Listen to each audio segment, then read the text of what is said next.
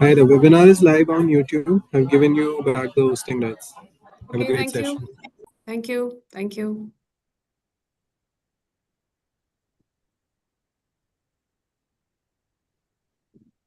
Just wait a couple of minutes so folks can join in.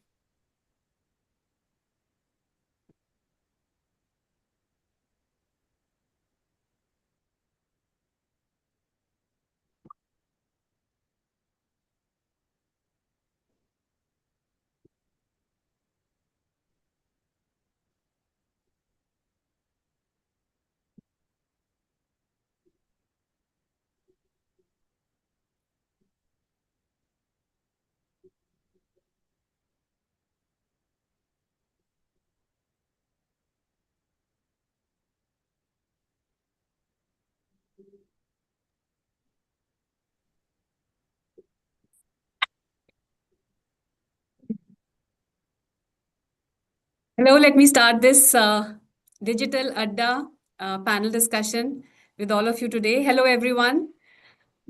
My name is Kamna Jain, and I work with Sector Skills Council, NASCOM.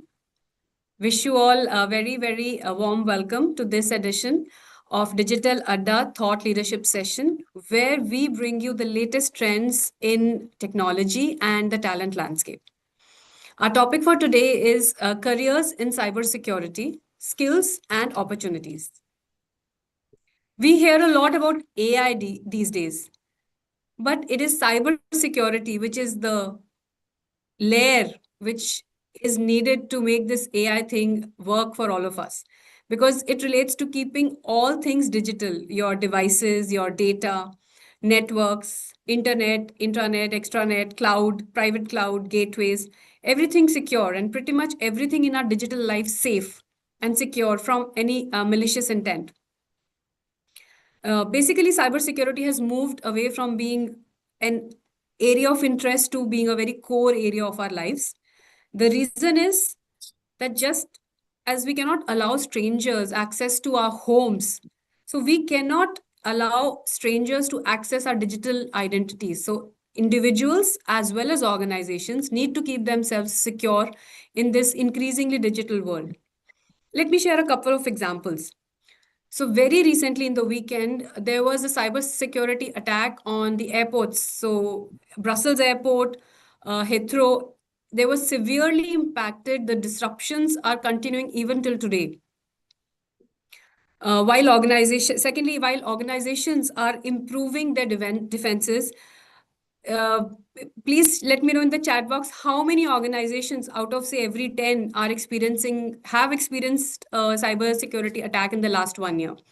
The participants can put their estimates in the chat bot, so we'll know how many do you think were the attacks last year.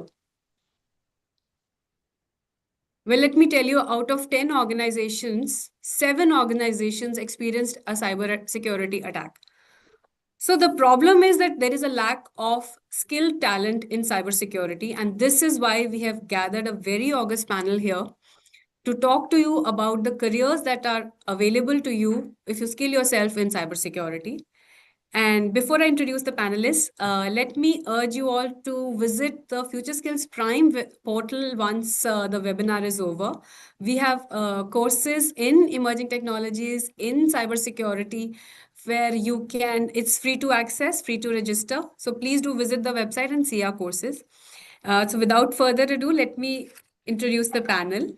We have with us Mr. Tejveer Bhogal. Welcome, sir. Winner of several tech awards and author, currently with Bennett Coleman. In his 30 plus years of experience, he has worked in Microsoft, Wipro, EY, and he has knowledge of technology, media, education, and consulting services, best practices, and operations. Proven skills in technology, enhancing productivity, efficiency, and bottom line profits with forward thinking leadership. We are honored to have you on our panel. Thank you, sir. Next on the panel, we have Mr. Jaydeep Purelia. He's a tech driven entrepreneur and has over 15 years of experience in cybersecurity with extensive experience in the area of security process automation. He's the CEO and founder of InfoPercept, a global platform led managed security services company. When away from office, he likes to play multiple sports. And as you can see, he's always quick with a smile and always ready for a good laugh. Welcome, sir. I agree. Thank you, ma'am. And then we also have with us, last but not least, we have him Shikha Jain. She is with EXL, a management graduate from IMT with 15 plus years of experience in risk and compliance, data privacy, audit, business management, and project management. You name it, she has done it. Extensive experience in the IT services industry with proficiency in risk and audit, confidentiality, integrity, all of which we are going to hear from her today. So, welcome to the session. And let me begin by asking you, Mr. Tejveer, one of the biggest challenges that organizations face is that the threat landscape is constantly evolving due to the emerging technologies. So, what are the governance challenges and compliance challenges that publishing companies face in cybersecurity today? We'll be touching all domains, but let's start with publishing. Sure. Thanks, Kamna, and I really appreciate you inviting me for this, panel discussion. Really appreciate that. Honor to be here with such esteemed panelists. To be very fair to your question, let me give a different perspective to it. Okay, when you say cyber governance, more than cyber governance, one needs to understand the core business values of a media or a publishing industry. I would not restrict it to publishing only, but media as a enterprise. See, Certainly. Yes, come. uh, typically, all media enterprises are content creators, and content can be created only when you give a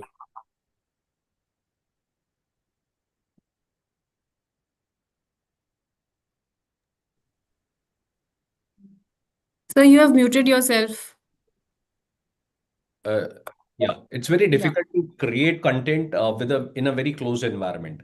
So what I really mean to say is that yes, for all our editorial team members, for all the content creators, you have to give open access to the entire internet. And that in itself poses the biggest threat or the challenge, for us as the IT team or us as governance leaders. Because the moment you give open ports and open access to all the employees, you can just understand that yes, they can go anywhere, anybody and everybody can enter into our environment, making our systems, making our environment very, very vulnerable. So I think that's where the first challenge starts. And needless to say that yes, apart from that, there are so many other things which are challenging in nature, especially with the advent of AI now, the kind of attacks that one can foresee is beyond anybody's imagination.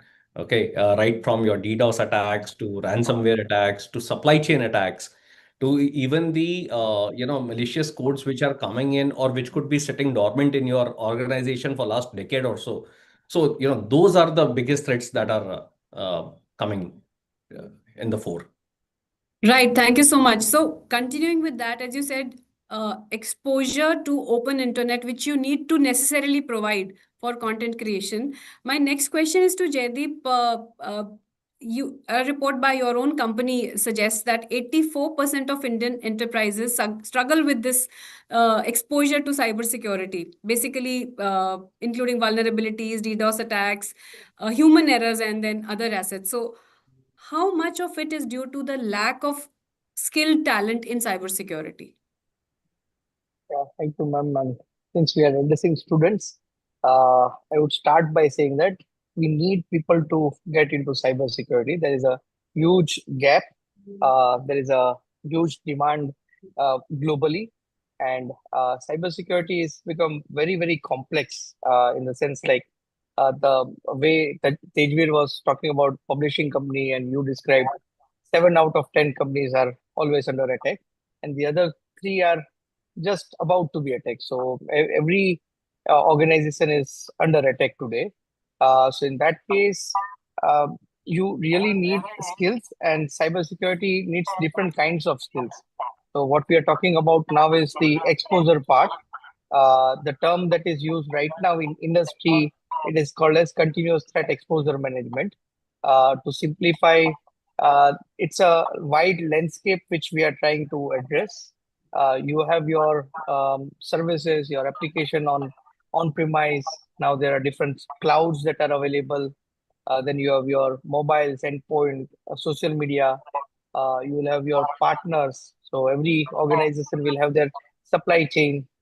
So in that sense, to address the entire landscape itself requires so many different kinds of security skill sets.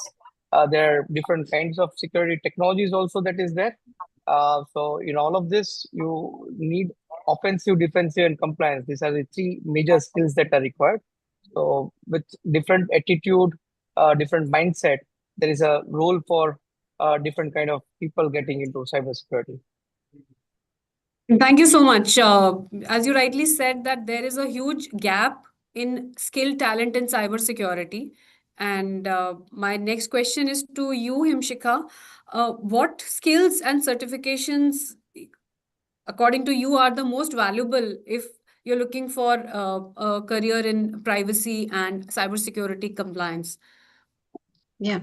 So yes, so rightly said by both you and Jaideep that there's a huge gap right now, because I think with the changes that has happened in this landscape recently, and every organization is facing that challenge.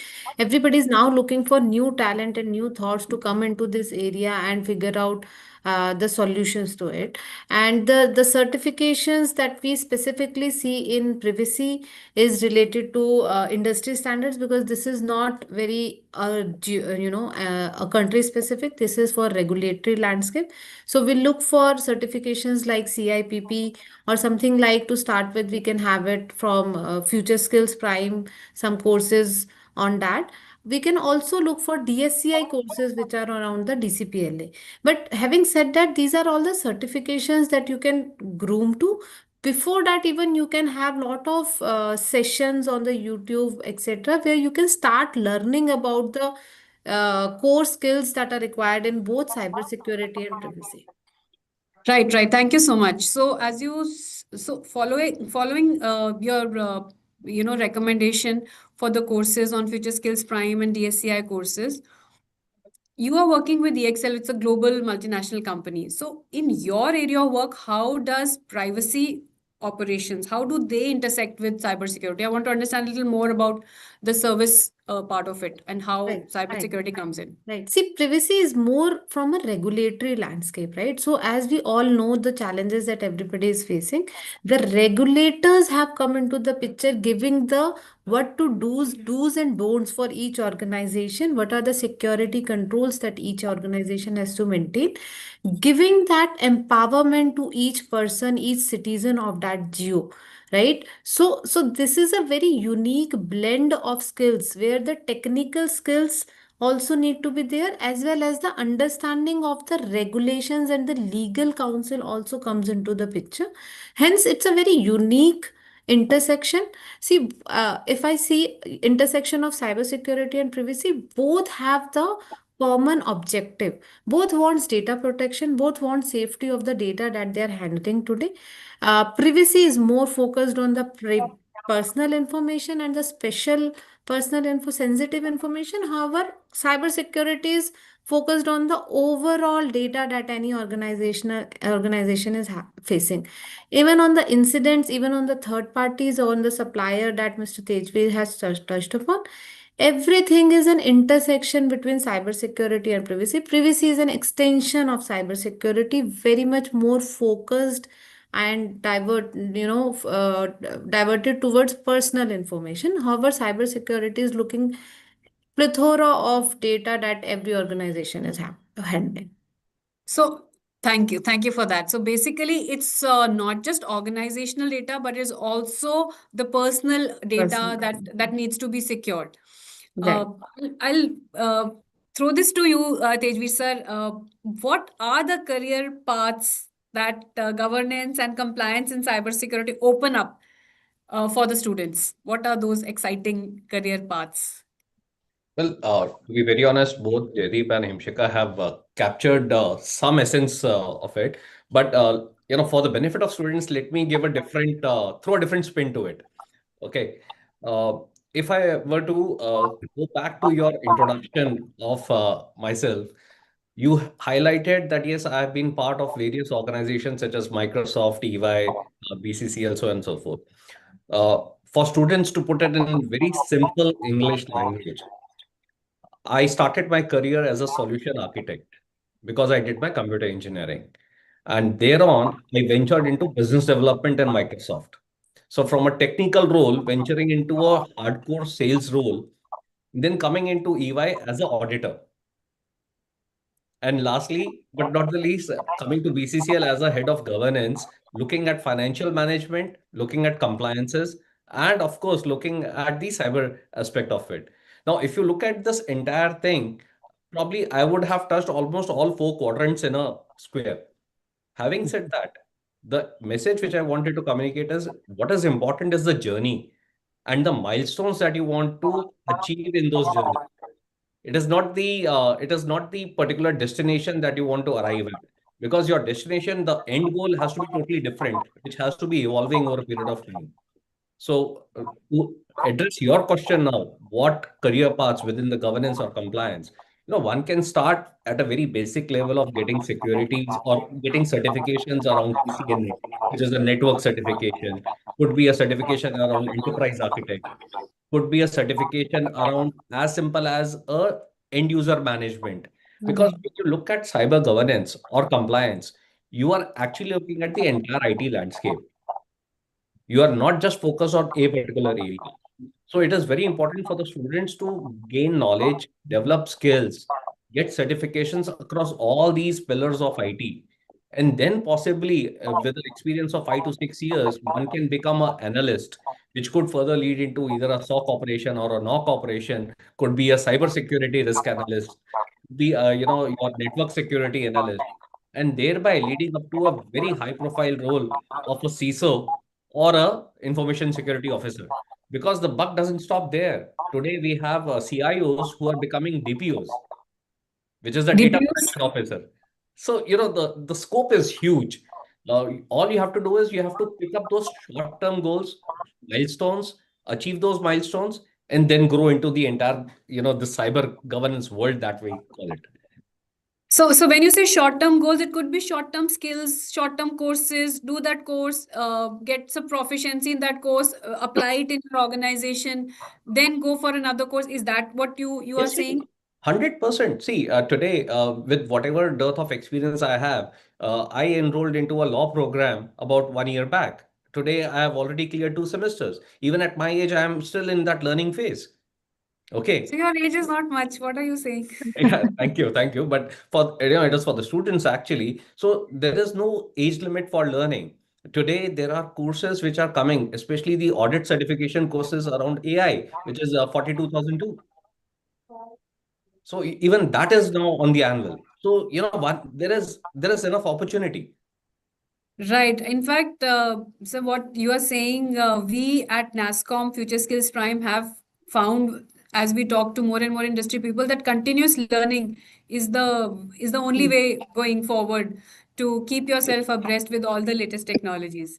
I'll now move, because we have some students who aspire to become entrepreneurs and set up their own companies. I'll move to Jaideep sir and ask you that if the students are dreaming of launching their own cybersecurity company, what early steps should they take to prepare? Firstly, I should share my experience of what worked for me. Yes. So I started working into cybersecurity since 2004. First 11 years, I worked with few companies. So first advice that I can give to all the students is you should work first with few companies who are building products, who are into services, who are into consulting, auditing, maybe on the client side where you work as a security analyst, you work as the system administrator, and you grow your career to a stage where you understand security as a domain and overall business as well. Business. Because to start your entrepreneurship journey, you need to understand the product side of it, the finance side of it, And then most important, the way Tejveer was describing in his own career, where he started being a technical after completing his BE and then did business development. So as an entrepreneur, the thing that comes in our way is bringing business also. And for all the people who would have thought of being a cybersecurity professional or done their BTech in cyber or done some cybersecurity courses, which Tejveer was talking about, then probably you'll not have the knowledge of how to run the overall company, because there is a big difference between building a product and building a company. So you get your experience and then start is the first advice. And secondly, uh, you like, as it's a continuous learning that is required in this domain, because whatever you do, either it is services or products, you'll have to continuously learn of what is changing in the overall digital landscape, overall dynamics that are changing, and you'll continuously need mentoring as well. So you need right mentors to support you on an ongoing basis, so that they can help you uh, run the company in much better way. And you need to have the understanding of various functions as well. So two things that I feel works. And then probably it's all attitude of the students and people that will drive. So attitude comes with the passion, because entrepreneurs is mostly about passion. So that's how you should dream. And I also tell everybody that don't be a half entrepreneur, nor say that so and so person is becoming an entrepreneur, so I should be becoming it. It has to come from your heart. It should be your passion to do it. Right, right. Thank you so much for that. Thank you for sharing your journey also. And I'll just request all the audience, the students in the audience, if you have any questions, please do put it in the question box. We will try to answer your queries, because there might be some things that we miss, and there is some question that is in your mind that you want to ask, because it's a rare opportunity to get so much expertise in one room, if I may say. So please make use of this opportunity. Pose your questions. If you have any doubts, please do share with us in the question box, so that we can ask our get the insights from our experts. I'll move to you, Himshikha. There are many. I would want to know that some people, while some people think that don't know the scope in cybersecurity, there are others who think that it's a very thrilling space to be in. So why do you think some people think that it's a thrilling space to be in to make a global career? See, okay, it's a very good question, and I think for students it would be more interesting. See, what do you call thrilling? Thrilling is something that everybody is still exploring, right? Where everybody gauges interest. So, privacy and cybersecurity both are dynamic places where things are still coming up. We all are very much well versed with the term called AI. AI is the buzzword today, right? But that is still evolving. Nobody actually knows where the AI that they want to use and how quickly it is growing.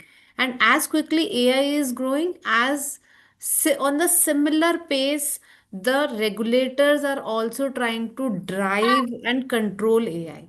And that is where the intersection of AI, privacy, and cybersecurity plays role. And that is what makes it thrilling, because it is changing. It is changing as we speak, right? And it brings so much learning opportunities as we are exploring it. So I think that's what make it thrilling, that's what make it the place to be at, because this is what everybody will look for in near future. And it is going to be the place where it is going to stay, right? With AI new thing, the regulations will keep coming in.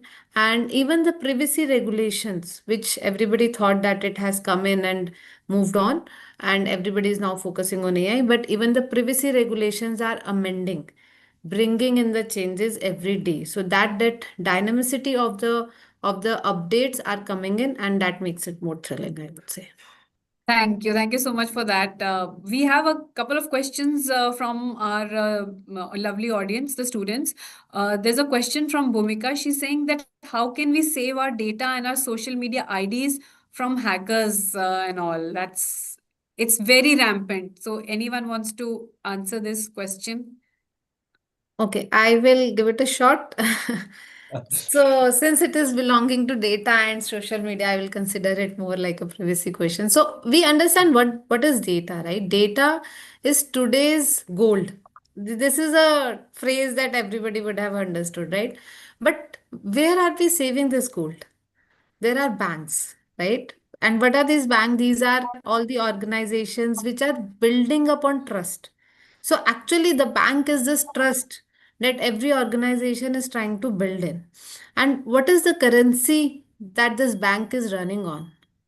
These are the privacy and security controls that this currency, this is termed as a currency for these banks. So without this currency, the banks are not going to work, and without the banks, we will not be able to, save our data, which is a gold which we are referring to. So for social media, I think that goes two ways. First of all, privacy starts from ourselves. So we need to be sure of what are the settings that we are picking up, putting up on social media.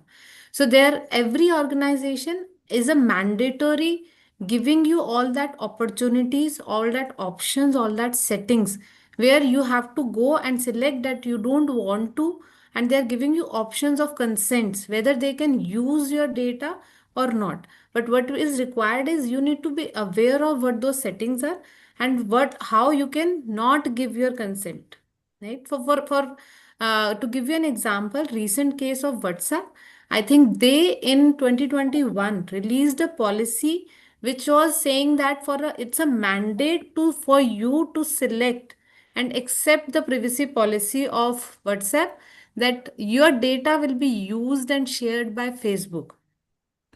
With all that privacy policy being pushed to India and not to Europe, even our regulators, which was basis the competition law, called it out very clearly that no, you cannot push it, you cannot make it mandatory. You have to give them an option.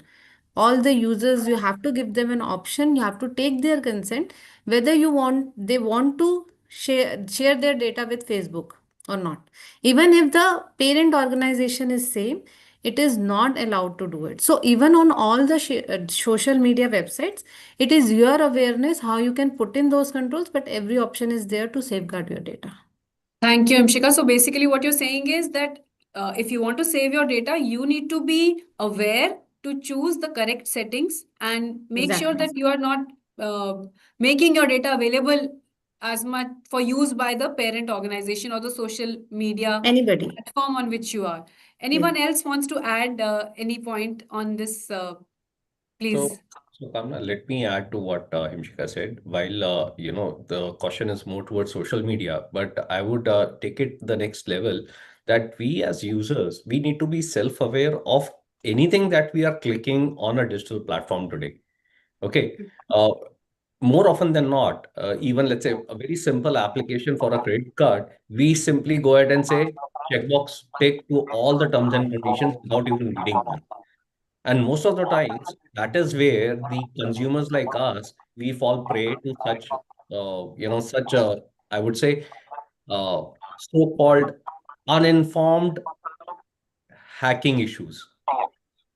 It's unintentional because we in the excitement of getting the service done or getting the activity closed, we agree to all the TNCs. So I think it's very important that yes, we should be self-aware. Number one. Secondly, the various compliance and governance aspects of GDPR, DPDP Act, and PDP are actually a fallout of such nuances. So the user awareness at a student level is much more important as of today. I think that's what the key message should be.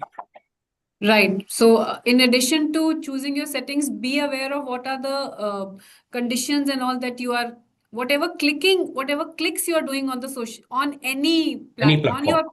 on your laptop, on your mobile. Just be very, very self-aware about that. Your data protection is in your own hands. It starts with you, the students. Jaideep, anything you want to add? Nicely covered by Himsika and Tenvir sir. So, few points which I can pick up from both is one is self-aware. So maybe in that self-aware and the security controls which Himsika was talking about. So there are various controls you can configure while using your social media. So you provide certain access you will deny. And second is for your authentication itself, you will have two-factor authentication that you can set so that if even if you leak your password, because I think somebody has asked question around what is leakage. So maybe if your password is leaked, then also there is a next level of authentication that is required. So something that you have, which will be your password, and something that you know is your password, and something that you have would be an OTP that you get on your mobile or any application that you are using. So few points I thought I should add. That's it from my side. So basically, when you're explaining data leakage is when your data gets. If you could just explain the point about data leakage, because that is No, one question. I covered leakages in terms of the password leaks. Data leaks comes after hacker or the attacker getting access to the system, and they are able to navigate up to the data inside the application or the database. So, is there any way to stop this data leakage? As you rightly said, data leakage is when your Yeah, password gets hacked by the hacker. correct, So, correct, correct. Yeah. so, So data so leakage again, like it's a complex subject to address. Every organization will have data in various forms, and there would be multiple applications, multiple databases, and these applications and database will be running on different environments as well. So that is where you need to apply certain controls on the application databases, as well as there are technologies that are available to protect the data leakages. They are known as data leak prevention solutions. So these solutions again sits on the endpoint, which will stop users to send the company's confidential data outside of the company's domain. So you can block the company's data, could be the financial records, could be the intellectual properties of the company. So all the confidential data is something that will be prevented. And you can again set various rules and controls in this DLP kind of solution. And that's then at an the next, organization level. At an correct, organization level, those are correct, correct. organization level data leakages Yes. prevention. One more question is, what are the cybersecurity skills? What can we call cybersecurity skills? If I would request all of you to just take a shot at that question as well. So let me pick that thread, Kamna. So see, cybersecurity skills, if I were to really put it, one is the technical skills that yes, everybody talks about. I think more important is also to understand the soft skills that one needs to have while dealing with cybersecurity. Because end of the day, any skill without proper authentication or communication to the other person, without collaborating with the other people, that skill is of no use, especially when it comes to cybersecurity or cyber governance. So first and foremost is your communication should be so effective and impactful that you are able to convey the message to the other person, whether it's a team member, whether it is the consumer, whether it is your organization leadership, so on and so forth. So that's very important.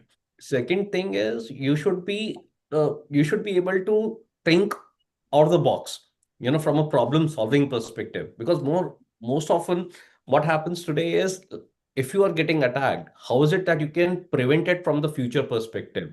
You need to start thinking from those lines, and this will not come with just about a skill level. You have to have that aptitude and the attitude towards addressing such issues.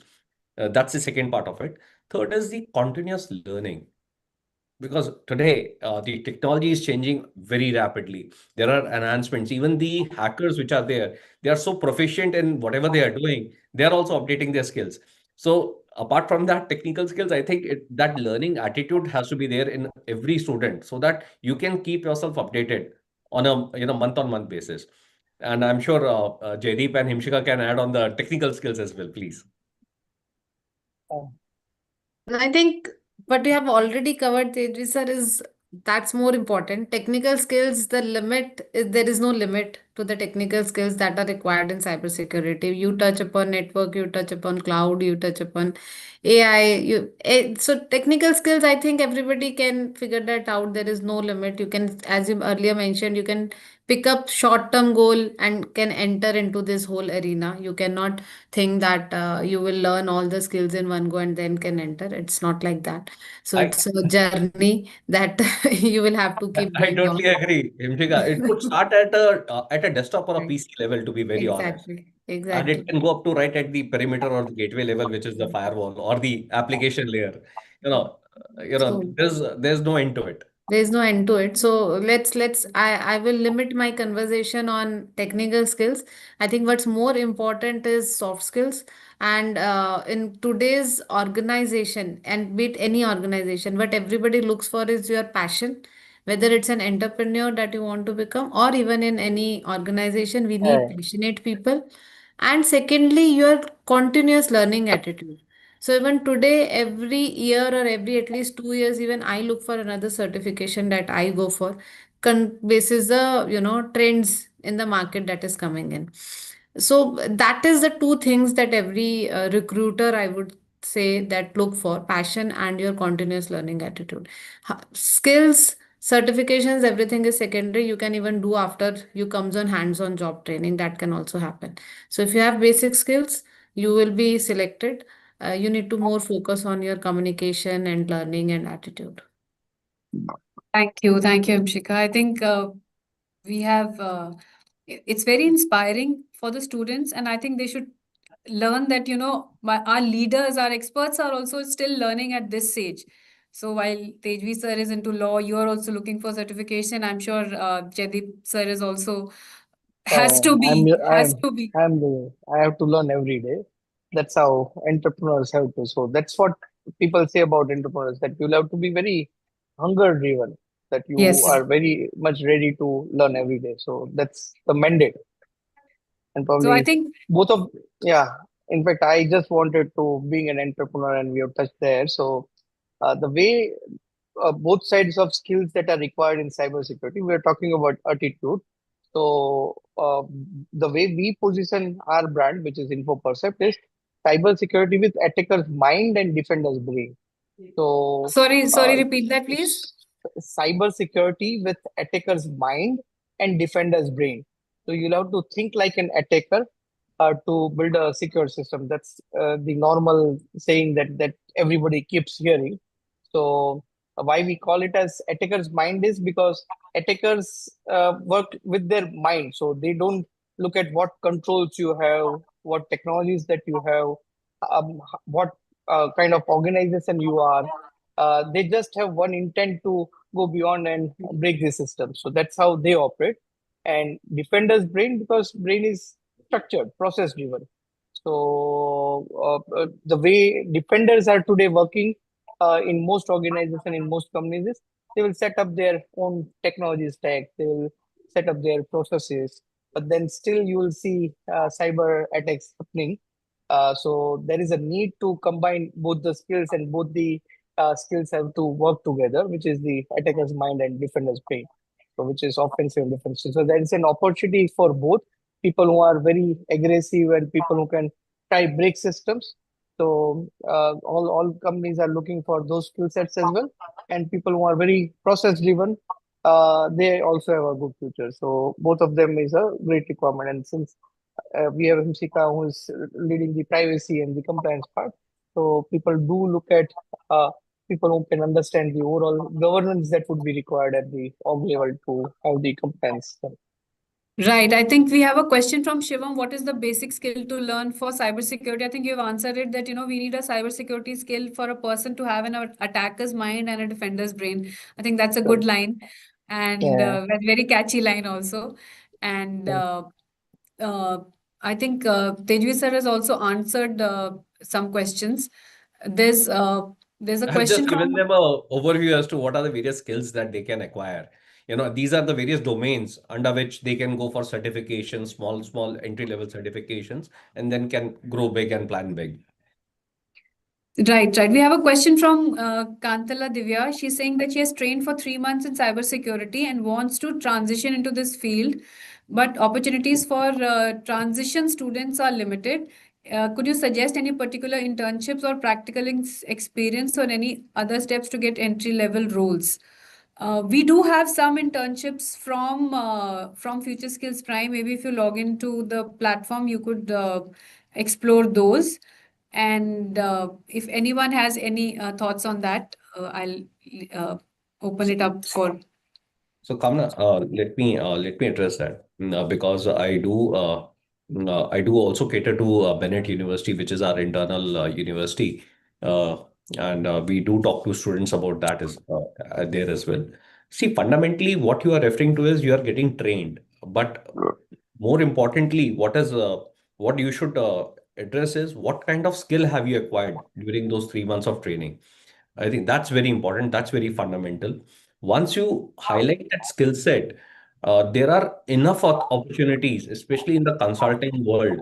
Organizations like EY, KPMG, Deloitte, Accenture. I'm talking about Big Four right now, but there are so many other organizations who are hiring consultants, who are hiring entry level staff members to cater to the cybersecurity domain in a big, big way. There is a huge push because today, no matter whatever you are consulting on, cyber governance, cyber resilience is something which has to be addressed as part of the overall landscape.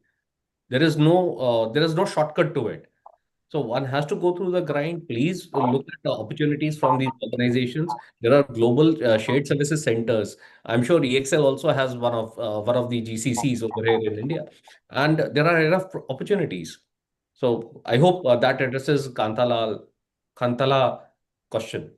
Yes, yes. Thank you so much. So basically, Kantala, you have trained for cybersecurity. So what sir is saying that identify the skill that you have trained in, and there is ample opportunities. You need to be aware and look out for these consulting firms who need these cybersecurity skills. So identify the skill that you have trained in. Sir has listed the list of domains also.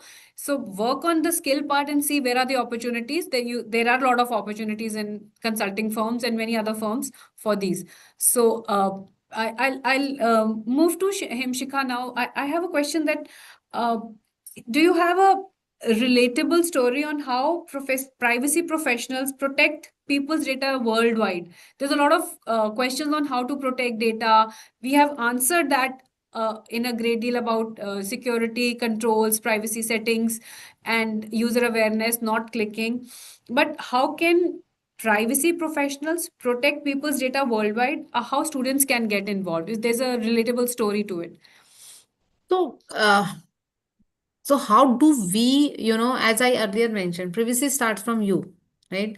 What best we can do is make you aware how you can do that configurations, how you can save your data, where you have to share your data, where you don't have to share data. The first step is try saying no to saying, no to data sharing. In India, the biggest issue is that people themselves don't care about sharing the information. Right, they themselves, wherever you, even on the malls, etc., if you go and listen to the conversations everybody is doing, they are not very worrisome about the information, the personal information that they're sharing in the public spaces, right? On the social media that they are sharing, I don't see lot of Indians are worried about privacy settings that they're supposed to do on the social media while they share their information. Every profile is a public profile. Most of the people don't make it private, right? So these are the things that you yourself have to start with. What we do is make you aware that what are the options available, right? But as an organization, if you ask me, there are special security controls which ensures that even if you want to, or even if by mistake you tend to share information, those don't go out. So like they did mention about the DLP controls, right? So any information that is going out of the organization gets evaluated, gets assessed, and if there is even a bleak possibility of any personal information or confidential information, that information doesn't go out, and that email, that any other mode, even on the Google, that gets stopped. So these type of security controls that we look for, From a story, I would like to tell you one movie that I recently saw, and you should I will suggest you to look at it. That's based on social media influencer, which is called as Control. CTRL is the name of the movie. That's a very naive movie which was built in for the social who have started their journey being a social media influencer, and how their journey takes a turn in a wrong way, how the data that was shared on the social media with a good intent was misused, abused, and it was her choice that she shared. Nobody pushed the person to share that information. There was no requirement to share that information. So look at those, and there are regulators who are actually sitting, and before it comes to you, they ensure that any organization don't is not able to misuse your information. But if you share anything publicly, then no control is applicable to them as well. So that's Thank why you. I start with that privacy starts with you. But if Thank you share you. any information, that doesn't help. No, no, thank you so much, Shimshika. I think this is a learning for me also. Today only I'll go and make my profile private. I think I am also guilty here. And I'll now go back to Tejvi sir with the first thing he said was that in publishing content creation means that you have to give open internet control to all your employees. So how do you educate your employees to be cyber aware? I would like to know, because obviously your content, you have to give them the access and expose the vulnerability, if I may say so. How do you take care of that? So it's a very difficult question to answer, to be very honest. We are a very young 187-year organization. Okay. Uh, uh, when I joined this organization, I saw reporters carrying a notepad and a pen or a pencil to write stories. Okay, and then those stories used to get published by the end of the day at about midnight on a laptop, on a screen, and then finally getting printed on the newspaper. So coming from there to today, where the journalists are actually writing those content or stories online in every medium, whether it is a mobile, whether it's tablet, whether it's on our direct application, whether it's a WhatsApp, on every medium and in any form or shape. I think we have gone through a cultural change. So the word which I was trying to emphasize on is the cultural change, and it has to start from top down. It cannot be bottoms up. Your management, your leadership, that team has to really understand and appreciate the importance of cyber awareness or cyber resilience. Once they are aware of it, it automatically trickles down. It is something like, in a family, in a household, the earning member is either the father or the mother, right? Today, now, if they agreed on something, it immediately cascades down to the family, to the children, to everybody else in the family. So it is almost the same concept. The moment the board is aware, the moment the management is aware, they will empower the HR, the IT to spread that awareness on a month-on-month basis. So for example, today we have been able to conduct at least 20 sessions of such ethical cyber awareness within the organization. We do comprehensive trainings. We ensure that each and every employee has to adhere to that training requirement, pass the test, which talks about such aspects as to what is good, what is bad. Okay. There is a phishing simulation exercise which is done for the employees, and that is done every quarter, which talks about as to what are the various nuances, how a person could be hacked ethically or unethically. We are talking about the entire policies. We are talking about the alerts which are put in place, and then there is a complete document which is shared with everybody that, God forbid, if some nuance is taking place, this is how you can reach out to us. So I think it's that entire process and policy and awareness that one has to follow to the T. Right. So I think your organization is doing a lot, given that you need to do that to make sure that things are on 100%. track. And as Jadip had mentioned, the tools and technologies like DLP, MAM, data leakage prevention, or mobile access management or mobile application management, these are technologies by virtue of which you can make your environment safe. But if the user himself or herself is open to such vulnerabilities, no matter what technology you have deployed, you will never be safe. See, it is something like घर पे ताला तो लगाएंगे ना आप, अगर ताला नहीं लगाएंगे और चाबी भी बाहर छोड़ देंगे गमले के नीचे, तो प्रॉब्लम है. So you Right, have right, to you have to cater right, to right. such mindset. Right, right. Thank you so much. And that's a very relevant example also. We have a question. Uh, there's another question. Jay Kaushik has written that he wants to know about different types of hackers based on hat color and how the main vectors can easily get checked if they are existing in our technical environment. It's a very technical question if somebody wants to take it up. Jaydeep sir, would you like Yeah, to? yeah, I can take it. So hackers the colors is for us to say that he's a black hat, a red hat, a white hat. So all these colors are something that we as cybersecurity teams would have brought in. But for them, it's a very normal process where what they are looking at as an attacker is they are first looking at some vulnerability which can be exploited. So just bringing in an example of the home you have something like tala lagaya hai, but still there is some open window or open door from where you can enter. They're just looking at that entry point to land inside, which in attacker's language it is called as establishing a foothold. So you are landing in the environment. That's the first step that they do by exploiting any of the vulnerability. So they can enter through all the different areas that we were discussing. It could be through a mobile, it could be through an endpoint, it could be through a server, it could be through an application. So various ways in which they can enter the environment. And once they have the foothold established, the second thing that they try to do is they try to get more access. So again, going back to the home. So once they get inside the home, what they target is the crown jewel. So crown jewel is your gold that you would have, or the money that you have, or any important information that you have within your home. So same way, every environment would have certain amount of critical information inside the environment. So they would target to get closer to that information, which is called as lateral movement. So they move to the next step, like trying to move closer to the crown jewel. So for them, head doesn't matter.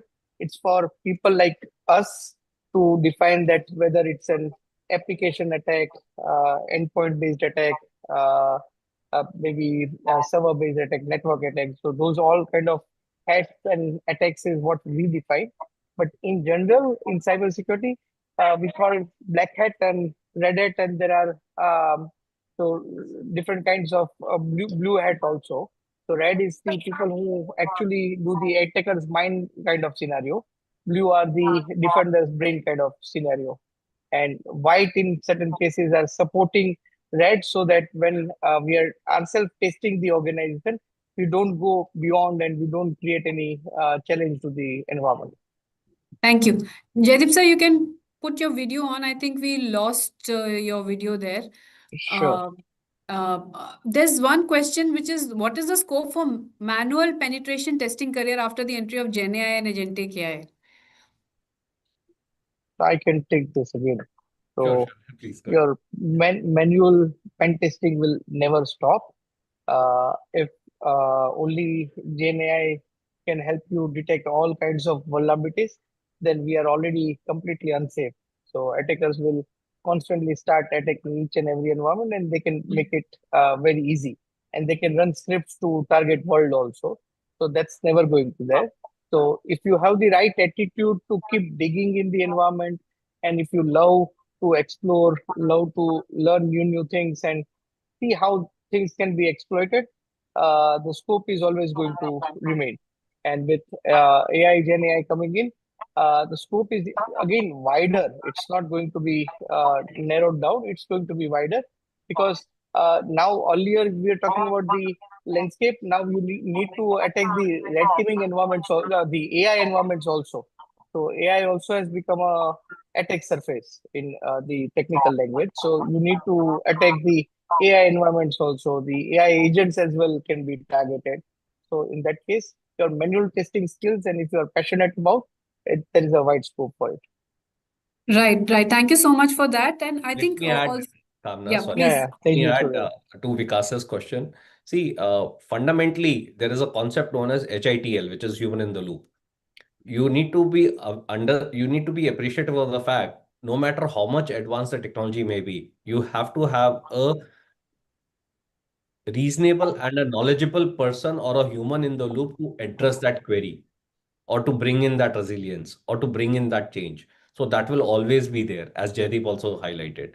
So please be rest assured. And see, the more and more advancements we talk about, it will be super important for us to bring about that intelligence on a regular basis to, to address that kind of a scenario. Right. So basically, we also say that human in the loop is something that machines can never replace humans, because there has to be that human to make sure that there is no hallucinations by AI, or there are no faults or biases by machines, which can only be taken care of if we have a human in the loop. And I also want to share with all of you that if you are looking for some fresh cybersecurity talent, we do have a Talent Connect portal on Future Skills Prime, where students who are skilled in cybersecurity and other emerging technologies, they post their resumes, they highlight their resumes. And if you have that requirement, please do visit our website, and you can choose from a good pool of skilled talent. We just have a few minutes left in this webinar. If there are any other questions, I will encourage and urge the audience to share their questions and put it in the question box. My one Otherwise, I have one more question for all of you, that if there was one thing that you think would have helped you, if you had picked that skill a little earlier, that would have helped you in your careers. If there's any such skill which you think, ये कर लिया होता तो और भी अच्छा होता, पहले, थोड़ा और पहले. Almost everything in life. Yeah, as I stated, there's no end to learning, right? And honestly, and I can speak for all of us over here, there's so much to learn that it will take another lifetime to really cater to all those learnings. It's next to impossible to capture each and everything. Having said that, it's important to identify the end destination that you want. And for that destination, the journey could be slightly different. You need to pick up those caveats, those pivots, where you want to move your entire life, basis those pivots. That's important. Thank you. Thank you, sir. Anyone else? I think I'll add to what Tejvi sir has just spoken. It is both ways. Either you think that everything I should have learned earlier, but for me, I think it's a journey. I always think whatever the space and the scale that I have been running is good enough, and there should also be a contention around it, because as you mentioned, there is no limit to it, right? So whatever you are doing, be happy about it, and just keep seeing what are the market trends that are coming, because it is ever changing. Even whatever you learn today will outpace tomorrow. So there will, whatever you learn today, there will be new things that you will be learning tomorrow. So just keep moving. Even if Thank you. these Thank you. are, small spaces, but just keep moving. Don't stop. Thank you. Thank you, Imshika. Jaideep, sir.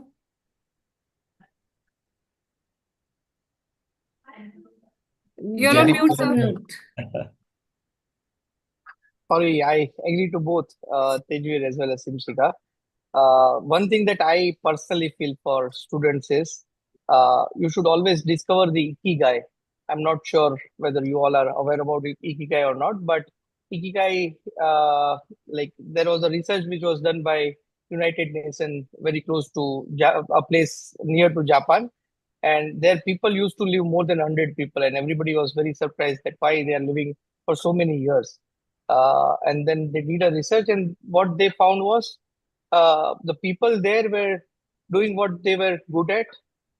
They loved doing what they were doing. They were paid for the same, and they keep living a longer life. So you should be very passionate about what you do. So that's most and the core fundamental of choosing what you are doing. Thank you so much. Thank you to all of you. We are almost on the clock. I'll just quickly try to summarize, though it's not possible because we have covered a lot of things and I think it was very helpful for the students. I've got pictures from colleges where students are sitting in auditoriums and listening to this conversation. I'm sure it was very helpful for them. But we are talking about soft skills, we are talking about tech skills, we are talking about governance, cybersecurity, resilience, and to start somewhere and to continue to learn. And with the emerging technology, with the emerging threat, you just cannot rest on any one skill. You have to continuously learn. There are regulatory and governance frameworks which are coming in. Need to be cognizant of those. And keep the journey is important, the end goal is important. Identify your end goals. There are domains have been shared with you. See where you want to make your mark, where is your passion, identify that, work on that. Keep your data secure. Be cognizant of what you're sharing on social media. Your privacy is in your own hands. And a lot of things we have covered. I cannot summarize it in so much little time. But thank you so much to all of you, and thank you for joining us in this webinar.